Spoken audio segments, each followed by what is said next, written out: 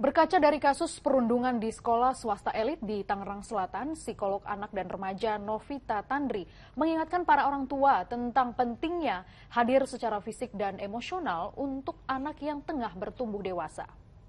Yang harus kita lakukan sebagai orang tua untuk bisa mencegah hal-hal ini terjadi. Sebenarnya hadir Mbak Gracia, hadir untuk anak-anak. Jadi bukan hanya sekedar ada ya, hadir dengan anak-anak.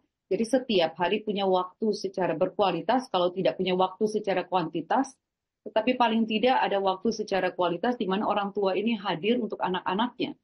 Mengajak anak untuk bercerita, mengajak anak untuk bisa mengungkapkan perasaannya tanpa merasa takut untuk diberikan judgment atau diadili gitu. Karena terkadang kita pada saat memanfaatkan waktu bertemu dengan anak dengan waktu yang tidak banyak, kita cenderung ke arah memberi nasihat secara negatif, mengorek kesalahan-kesalahan anak, sehingga anak-anak ini merasa tidak nyaman untuk bisa bercerita karena momen yang dipakai idle talk. Idle talk itu artinya momen yang tidak diharapkan oleh anak. Momen untuk menghindari orang tua. Jadi kalau buat saya benar-benar hadir, mengganti pertanyaan yang terlalu general, sudah makan belum, bagaimana PR-nya, tugas kamu gimana, bagaimana lesnya, gimana orang tuamu. Kalau kalimat-kalimat yang kelihatannya sederhana, kalau kita berikan dari anak masih usia TK, SD, SMP, SMA, tidak ada yang berubah, sedangkan tantangan anak-anak ini terus berubah setiap tahapan tumbuh kembangnya. Tentunya pertanyaan dari TK, waktu masuk SMP udah beda, karena tantangan juga beda. Karena bicara usia remaja, Mbak, itu usia di mana mereka mencari identitas diri.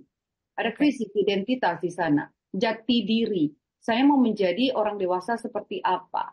Nah, jati dirinya ini datang bukan lagi dari orang tua saja, seperti waktu mereka sebelum masuk remaja, tetapi datang dari peer pressure. Peer pressure itu menjadi yang terutama bagi anak-anak remaja ini. Bagaimana untuk diakui, bagaimana dilihat bahwa dia itu terlihat keren. Dengan apa? Dengan menggunakan semua power, bisa dalam bentuk materi, bisa dengan bentuk dia datang dengan status sosial yang mana. Dan akhirnya kalau orang tua tidak hadir untuk bisa memberikan masukan bahwa hal-hal yang datang dari peer pressure yang negatif ini seperti apa yang harus dihindari dan apa yang sekarang menjadi yang kedua, skala prioritasmu. Penting punya peer pressure, tapi penting juga untuk mencari teman-teman di mana kamu bisa bergaul. Karena teman-temanmu sekarang akan mempengaruhi masa depanmu. Siapa temanmu sekarang, siapa teman sosial mediamu sekarang, itu akan mempengaruhi masa depanmu. Kalau anak-anak ini dibiarkan untuk terus dengan peer pressure yang salah, dan tidak ada pemantauan, tidak ada kehadiran orang tua, nanti kebablasan Mbak Gracia, seperti sekarang ini.